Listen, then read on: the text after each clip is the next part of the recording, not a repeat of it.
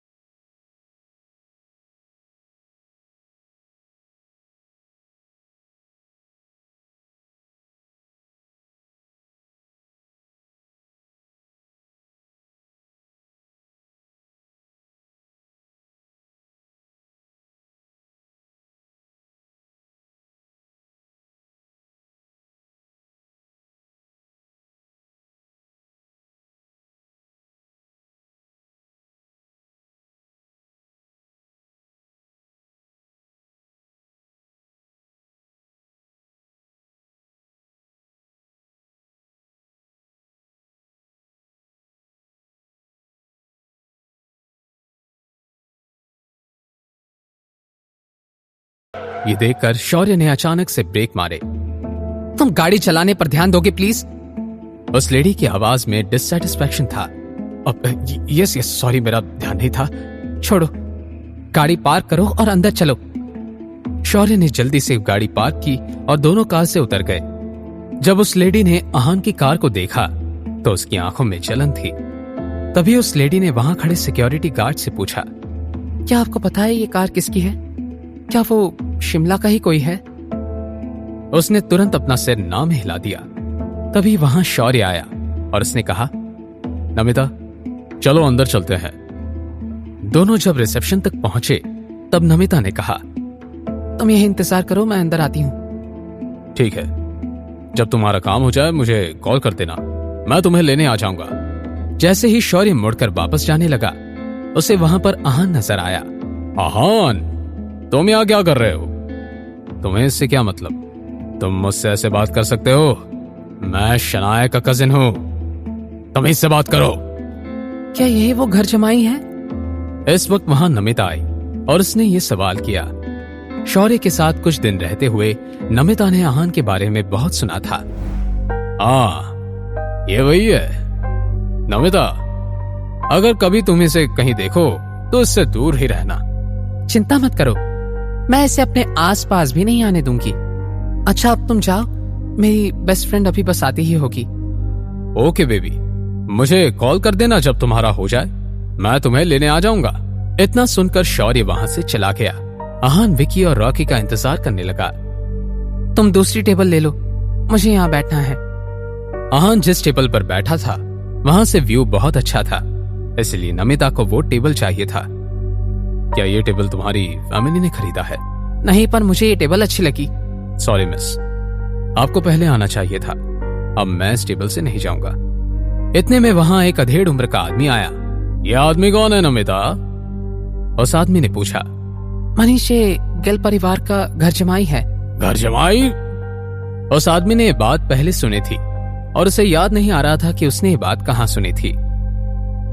यह है तुम्हारा बेस्ट फ्रेंड। मनीष, तुम इसे अच्छे से सबक सिखाना, ये मुझे परेशान कर रहा था। अच्छा, अभी बताता हूं इसे, मनीष ने कहा और आहान की तरफ गया। मेरी गर्लफ्रेंड की तरफ देखने की तुम्हारी हिम्मत भी कैसे हुई? तुम्हारी भी गर्लफ्रेंड ही है? तुम्हारे कहने का क्या मतलब है? नमिता का मेरे अलावा कोई और बॉयफ्रेंड है? आहान इन सब में नहीं पड़ना चाहता था, पर वो आदमी बार बार आहान से सवाल कर रहा था और नमिता वहां चुपचाप डरी सहमी खड़ी थी। जाने दो मनीष, क्यों इसके मुंह लग रहे हो? नमिता ने हड़बड़ी में कहा। शौर्य सिर्फ गिल परिवार का उत्तराधिकारी था, पर मनीष अंडरवर्ल्ड की दुनिया से ताल्लुक रखता था। नमिता जानती थी कि अगर आहान ने सच बता दिया तो मनीष उसे कभी माफ नहीं करेगा। तुम चुप रहो, मनीष ने नमिता को घूरते हुए कहा, फिर आहान की तरफ मुड़ते हुए कहा। तो क्या कहा था तुमने? मैं इसका बॉयफ्रेंड हूं? इस बात से तुम्हारा क्या मतलब है? कुछ नहीं, बस कुछ देर पहले मैंने इसे मेरे रिश्तेदार से बात करते हुए देखा था। उसने आपकी गर्लफ्रेंड को बेबी और डार्लिंग भी बुलाया था। क्या तुम मुझसे झूठ बोल रहे हो? आहान ने फाइनली अपना पल्ला झाड़ते हुए कहा। मैंने कोई झूठ नहीं बोला है, चाहो तो जाकर होटल का सीसीटीवी चेक कर लो। जैसे ही नमिता ने सीसीटीवी का नाम सुना, उसके चेहरे का रंग उड़ गया। उधर मनीष नमिता के चेहरे का रंग देखकर समझ गया था कि आहान सच बोल रहा है। मनीष, मेरी बात सुनो, मैं उसे पसंद नहीं करती, मैं बस आपसे प्यार करती हूँ। मनीष, मुझे माफ कर दो, मुझ में लालच आ गया था, please, I am sorry. Manish के मन में नमिता के लिए फीलिंग्स थी। ठीक है, इस बार मैं तुम्हें माफ कर रहा हूँ। ये सब देखकर आहान को हंसी आ गई। उसे लगा कि मनीष ने नमिता को बहुत हल्के में माफ कर दिया था। आहान से रहा नहीं गया और उसके चेहरे पर हंसी आ गई।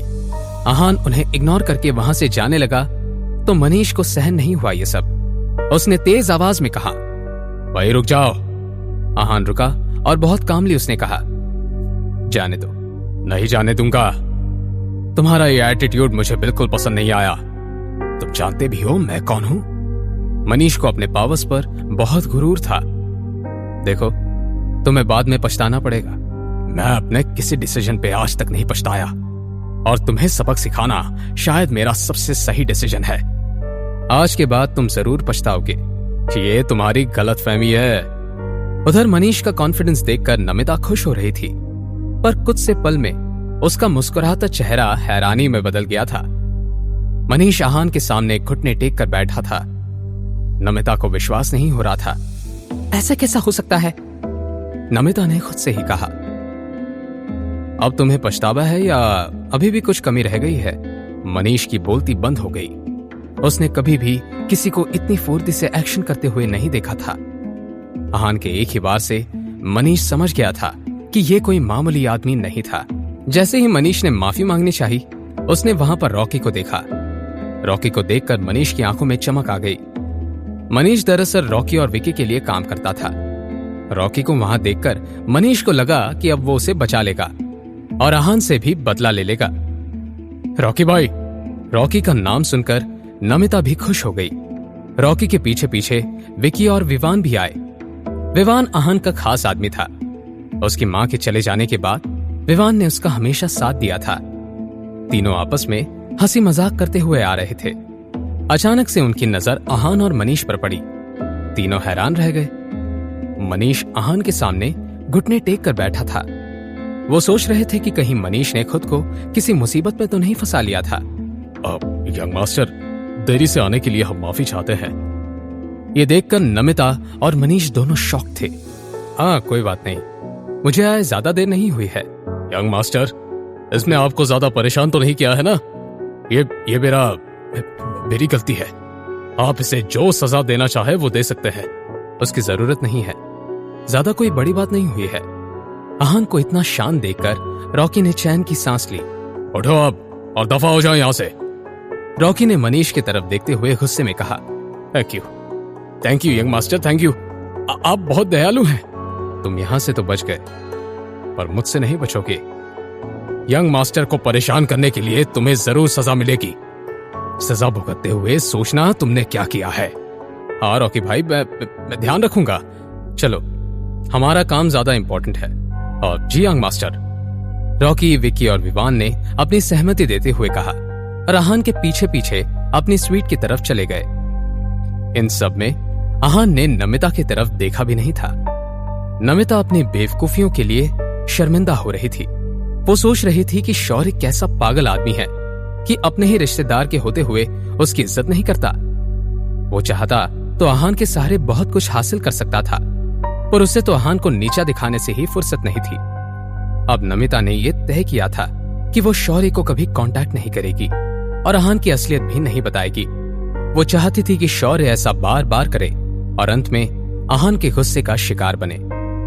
जब नमिता वापस जा रही थी तब उसने आहान की कार देखी और इसे समझने में बिल्कुल वक्त नहीं लगा कि ये कार आहान की ही हो सकती है।